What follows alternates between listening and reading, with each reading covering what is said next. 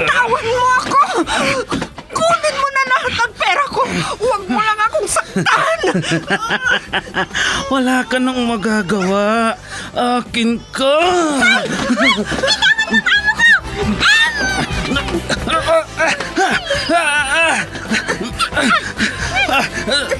Sino kang pumulupot sa likod ko? Bumaba ka dyan.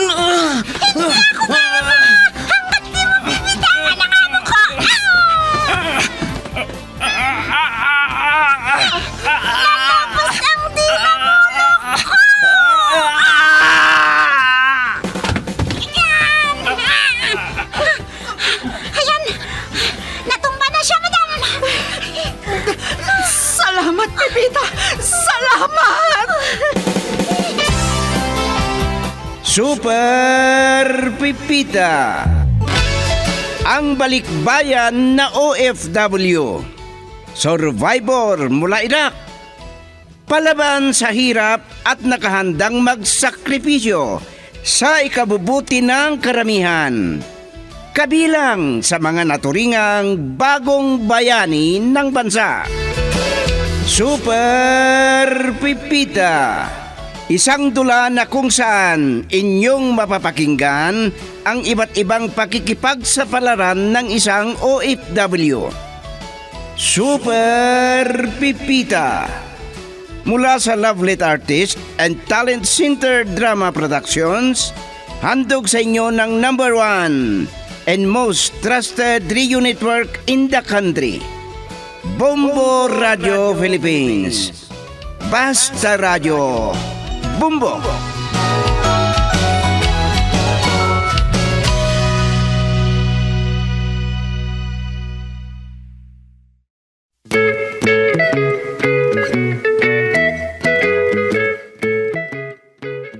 Mula sa Lovelet Artist and Talent Center Drama Productions, hinihandog ng #1 and most trusted radio network in the country, ang huling yugto ng ating kwento sa linggong ito na pinamagatang Kasi Gusto Ko, Anong Magagawa Mo? Dito sa ating dula, Super Pipita.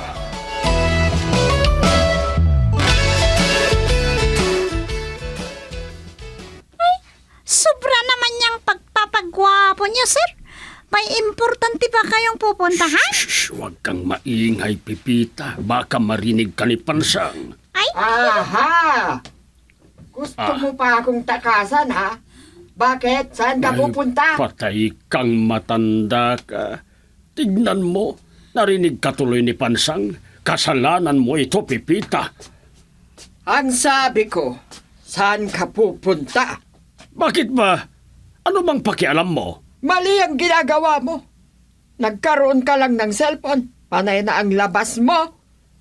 Baka naman nakikigaya ka na rin sa mga katulad mong mga matatanda na nagmumurang kawates. Ay nako, ikaw na matanda ka, mali ang iniisip mo.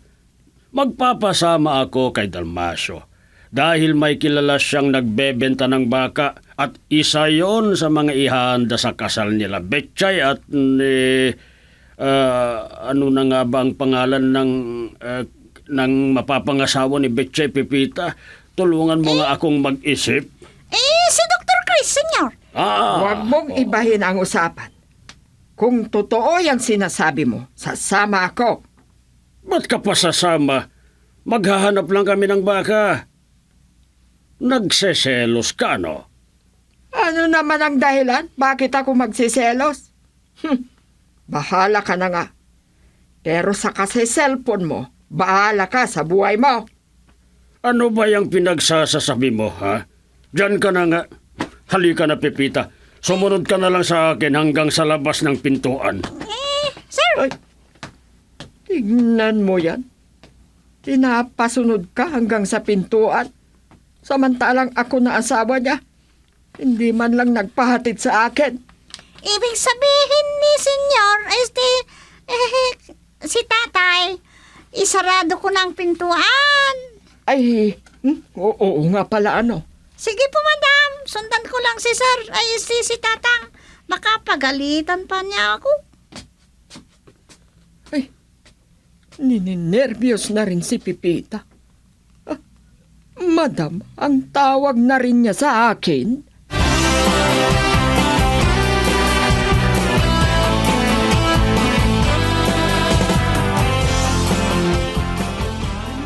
Uy, inay, kasi marami akong ginawa sa opisina. Oh, anong nangyari sa inyo? Parang stress kayo. Pasado alas 3 pa lang. Umalis na ang tatay mo. At mag-aalas 8 na ng gabi, wala pa siya. Ha? Saan daw pupunta ang itay? Hindi sinabi sa akin kung saan talaga siya pupunta. Basta ang sabi lang sa akin, maghahanap daw sila ng baka kasama si Dalmasio at kakatayin sa kasal ninyong dalawa ni Dr. Chris.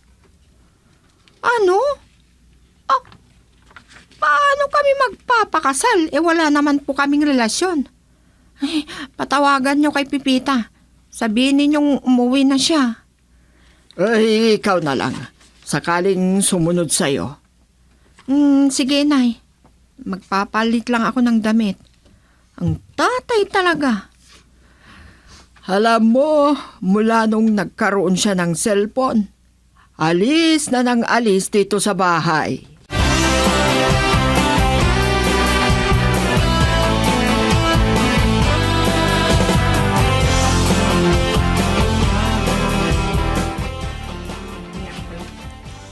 Oh, Daisy, mahal na mahal kita. Kung alam mo lang, kahit magdamag tayong magsama, okay lang sa akin. Nako, umaga na pala. Nasaan ako? Nako, nandito ako sa kalagitnaan ng bukid. Nakahiga ako sa may putikan. Anong nangyari sa akin? Nalasing ako kagabi. At paano ako napunta dito? Nasaan si Daisy? Wala naman sa aking tabi. Hindi ko alam kung anong nangyari sa akin. Umuwi na nga lang ako.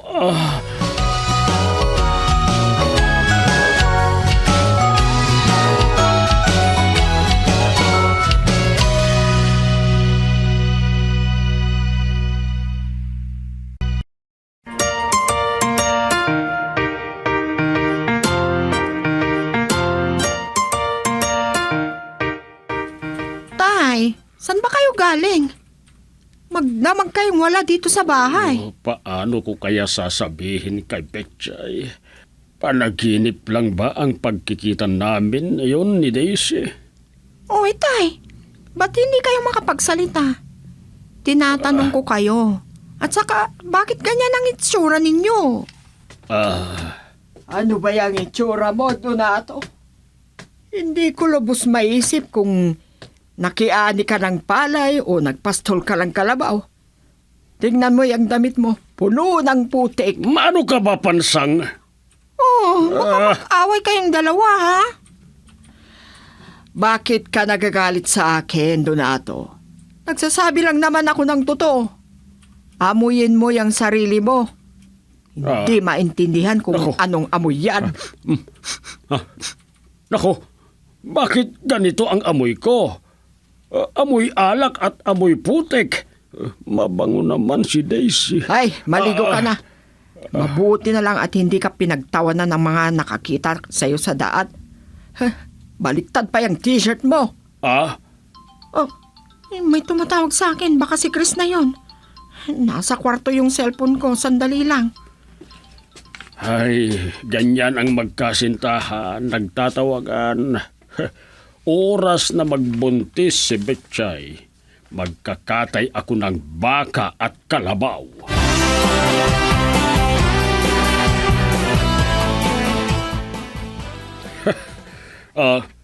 Bakit ganyan ang itsura mo na nadatnan ko dito sa palengke, ah? Para ka namang naglilihing manok ikaw, Dalmasio. Matamlay ka. Kasi Nasobrahan ko ang inom kagabi. Nalasing ako. Puyat pa. Nung iniwan ko kayo ni Daisy, pumunta ako sa lamay, nakipagsugal. Ang ibig mo sabihin, nagkita kami ni Daisy? Sus, Senyor Donato, may hangover pa rin ba kayo hanggang ngayon? Hindi mo na maalala? Nag-hotel pa kayo ni Daisy? Ano? Anong sabi mo? Nag-hotel? Sigurado na nag-enjoy kayong dalawa. Na... Nako, Hirap na hirap ka nga sa paglalakad eh. Nag-enjoy kayo ng sobra. Oh, parang kilala ko yung may-ari ng kotse na dumana. kilala mo na pala ang magiging manugang ko? Doktor yun! Ano? Ganun ba? Mas lalong maiinggit ang mga kapitbahay ko niyan. Lalong-lalo na yung epeng na babalo. Eh kung ganun, Senyor Donato, magsa-celebrate tayo. Ang sakit ng ulo ko. Inom ulit tayo. Yan lang pala eh. Dahil napagbigyan ako kagabi, ililibre kita. Marami akong pera.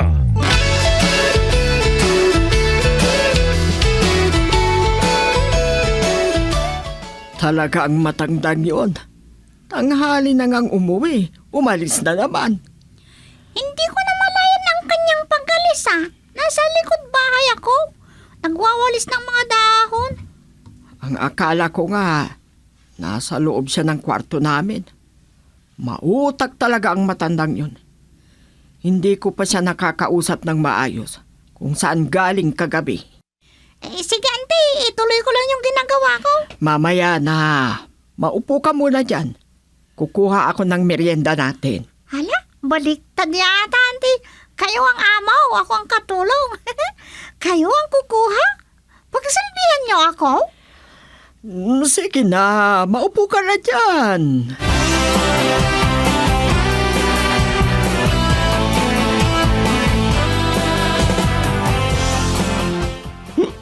Walang hiya. Hindi ako gaano nalasing sa ininom namin ni Senyor Donato. Pero nakapasok ako sa bahay nila, Mang Braulio. Muntik na akong dakmain ng aso niya. Oh, kakatayin ko yun eh.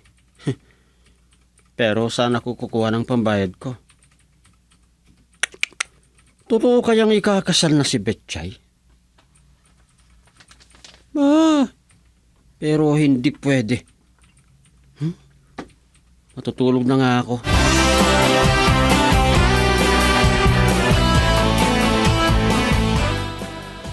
Oh, Pipita. Mabuti naman. At nakita kita dito sa labas ng bahay ng amo mo. May itatanong nga ako sa'yo. Ano yun, Dalmasyo? Sino yung sumusundo kay Betchay? Si Dr. Chris yun. Bakit mo natanong? Ipinamamalita kasi ni Mang Donato na ang mamanugangin daw niya ay isang doktor. Totoo ba? Di ba tinanong mo na sa akin yan noon pa? Wala akong alam tungkol dyan. Ang kulit mo naman Tuwing magkikita tayo, yan palaging tinatanong mo sa akin. Ano kaya kung si Bitchay na lang mismo ang tanungin mo para malaman mo ang totoo? Ikaw naman, Pipita, kaharap na nga kita eh. Totoo ba na inaasikaso na daw nila ang kanilang kasal? Siguro. At wala namang masama, hindi ba? Dalaga at binata sila. Pero talaga bang doktor yon? Ay, gaya ng sinabi ko na sa'yo, hindi ko alam. Hindi ko alam. Ayaw kong makialam. Makipagkaibigan ka nga kay Marites para hindi ka nahuhuli sa balita. Ano? Wala kang kwentang kausap. Pero hindi pwede ito. Kailangang disgrasyahin ko ang doktor na yon.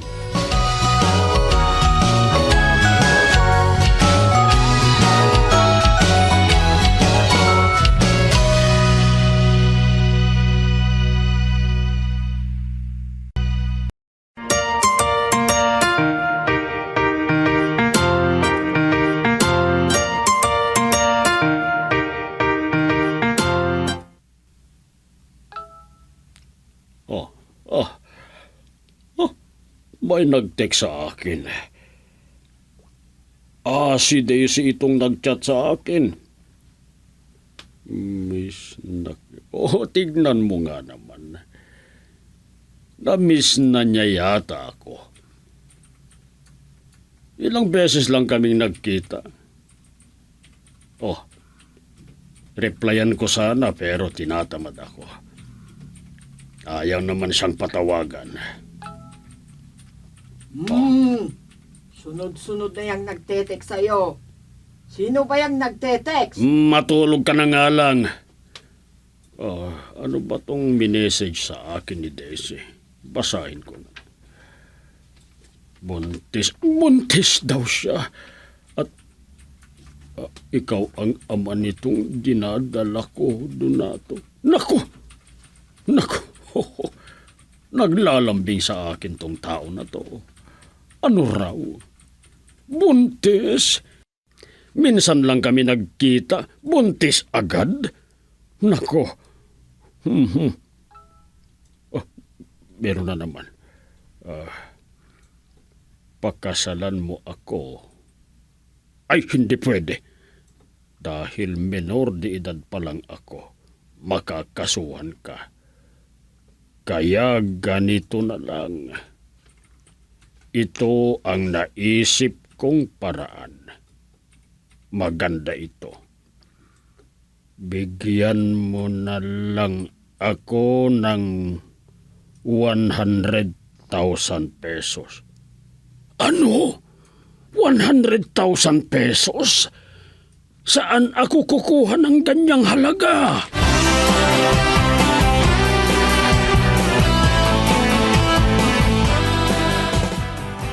Nako, inay, marami ang nagtatanong kung mag-aasawa na raw ba ako. At saan ko raw nakilala ang doktor na mapapangasawa ko. Ay, kagagawan yan ng ama mo. Ang daming pinagsasabihan, lalo na kapag nakainom na ng alak.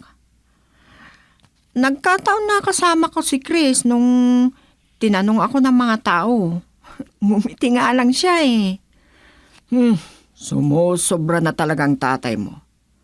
Alam mo nung isang araw, hindi na tumigil sa kasi cellphone. Sinarado pa niya yung pintuan. Parang may itinatagong lihim. Kakausapin ko ang tatay, inay. Tatanungin ko siya kung sino ang nagtetext sa kanya. Sige, tanungin mo siya. Gaya ngayon, wala na naman siya. Oo nga eh. Bukas ko na lang siya kakausapin pagdating ko, inay. Pagod ako sa trabaho. Sige, magpapahinga na po ako.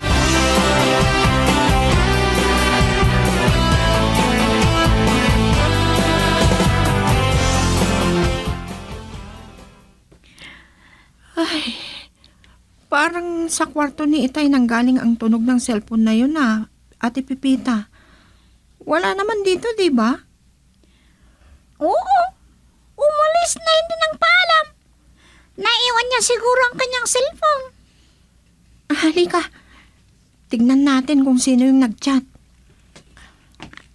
Sige. Ito.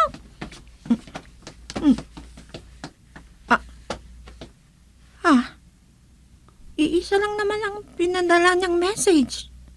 Nag-hello lang. At, Daisy ang pangalan niya. Ano ito?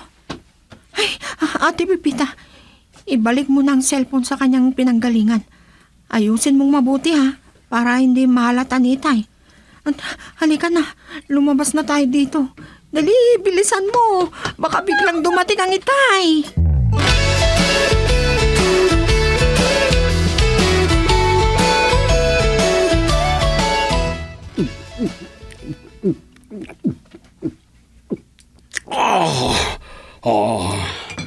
Uy, dahan-dahan lang, senyor.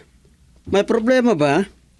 Sunod-sunod ang pagtaga niyo, Sa'yo ko lang ito sasabihin, Dalmasyo. Kasi alam kong mapagkakatiwalaan ka. Nag-text kasi sa akin si Daisy. Pangalawang beses na niyang sinabi sa akin na buntis daw siya at ako ang ama ng nasa sinapupunan niya. Ano?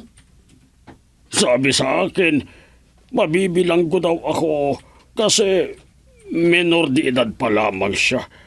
At para matapos daw ang problema, bibigyan ko siya ng 100,000 pesos. Nako, hindi bale. Mayaman naman ang mga anak nyo. Kayang-kaya nila yun. Mayaman si Susan, kaya lang maramot yung asawa niya. Hindi siya pinapahawak ng pera ng kanyang asawang Amerikano. Oo nga no. Hindi naman pwedeng sabihin kay Betchay. Wala ka bang pwedeng isang laman lang dyan? Ano?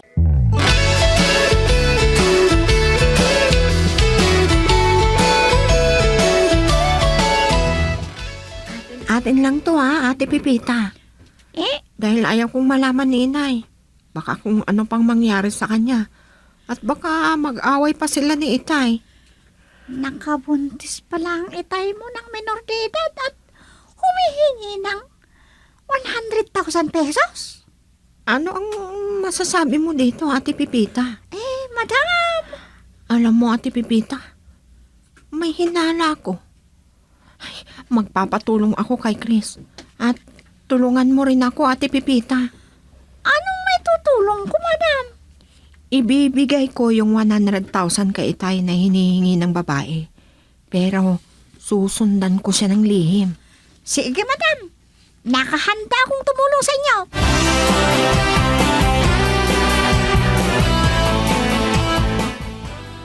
Senyor, tumawag sa akin si Daisy. Hindi siya pinapaalis ng kanyang tatay. Kinulong daw sa kwarto. Bakit sa'yo tumawag? Ba't ikaw ang tinawagan? Alam naman niya ang cellphone number ko.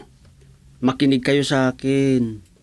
Napagkasunduan namin ni Betchay na sa akin yung ibigay ang pera. Ano? Sa'yo ibibigay ang pera. Na- Dahil wala namang Daisy na sinasabi mo. Niloko mong tatay ko. Anong ibig sabihin nito? Ba't nandito kayo, Pipita? Hindi totoo na may Daisy. At ikaw yon. Nilasing mo ang tatay ko na nagkunwari ka. At ang tatay ko naman naniwala. Amin na yung hawak mong pera, Senyor Donato. Hindi mo makukuha ang pera na yan. Aray ko! Isa pa ka!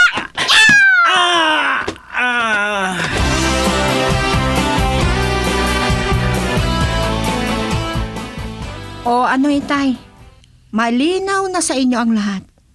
Si Kuya Dalmasyo at Daisy ay iisa. Siya yung kachat nyo. Kunwaring nagkita na kayo ng Daisy na yun pero ang totoo, hindi pa. Yan, muntik ka nang mapahamak dahil sa kasi cellphone mo. Yun lagi mo palang kainuman, siya pa ang manluloko sa'yo. Kapag nagkita kami noon, makakatikim yun sa akin. Hayaan nyo na Itay. Total, nasa bilangguan na siya. Naghihimas na siya ng rehas ng bakal. At ipinagtapat daw niya sa mga pulis. Masama daw ang loob niya sa akin. Dahil mag-aasawa ako ng isang doktor. Bumawi lang siya. May gusto pala sa'yo ang kupal na yon? O ano, natauhan ka na. Ikaw kasi, kung ano-ano ang mga chinichismis mo. Magpakabait na po sana kayo, Mang Donato. Oo naman. Mahirap pala ang maging mayabang. Pero Pipita, ba't hindi mo sinabi sa akin na karatista ka pala? Ang galing mo!